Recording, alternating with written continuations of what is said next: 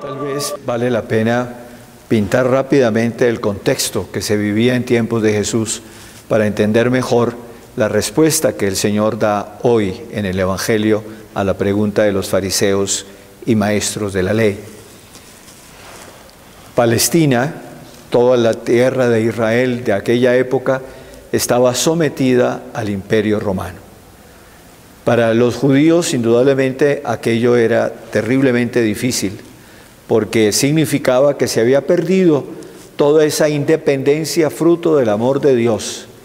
Era la tierra prometida que habían recibido como don de Dios a lo largo de toda la historia, a lo largo de las diferentes vicisitudes.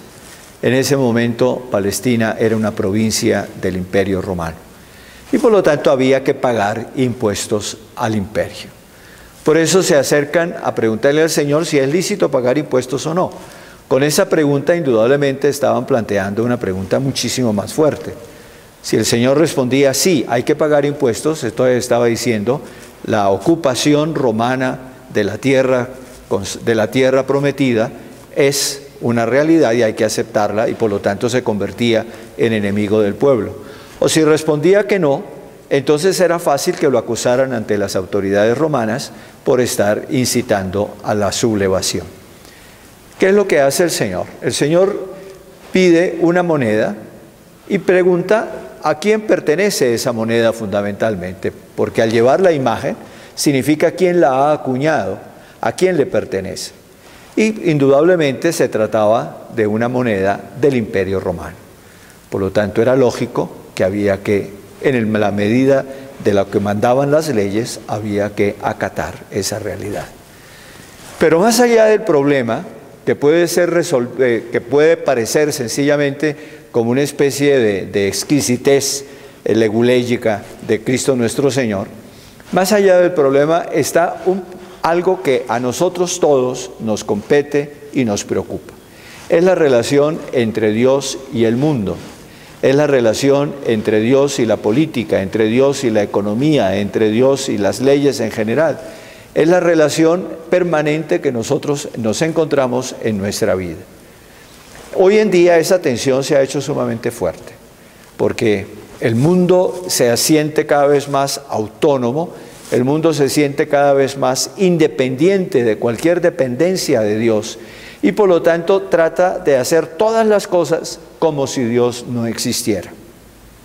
Esa es la tendencia fundamental del mundo de hoy. Y dentro del mundo es lo que nosotros vivimos. La economía va por su lado, la política va por su lado, todas las cosas van por su lado sin tener en absoluto en cuenta un Dios creador, un Dios salvador.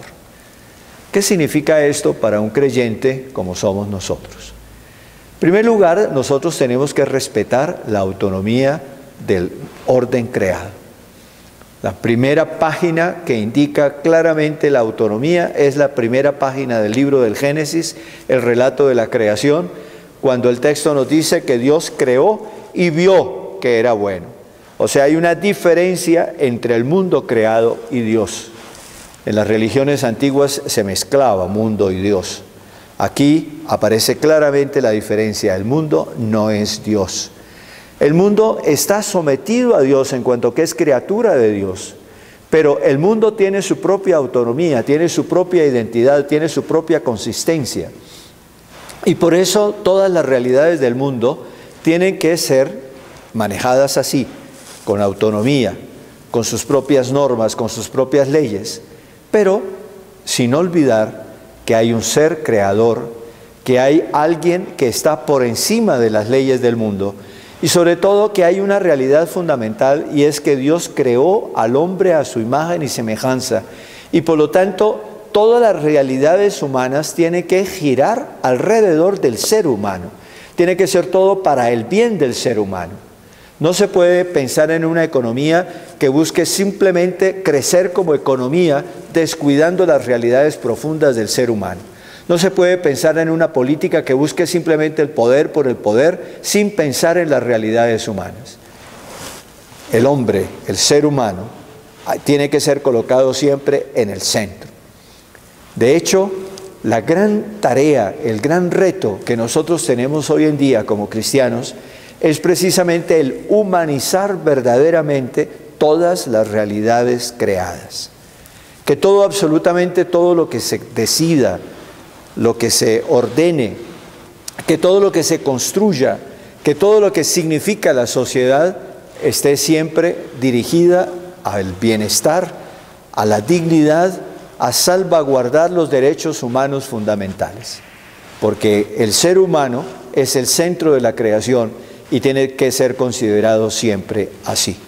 Por eso, cuando el Señor responde, denle al César lo que es del César y a Dios lo que es de Dios, no está haciendo una separación dicotómica entre esas realidades, sino que está diciendo que el mundo creado, el mundo con sus realidades tan complejas, tiene una autonomía fundamental que tiene que ser respetada, pero que esa autonomía tiene que mirarse siempre a la luz de Dios, porque Dios no es solamente un aspecto de la realidad, sino que Dios es el sentido profundo y último de la realidad.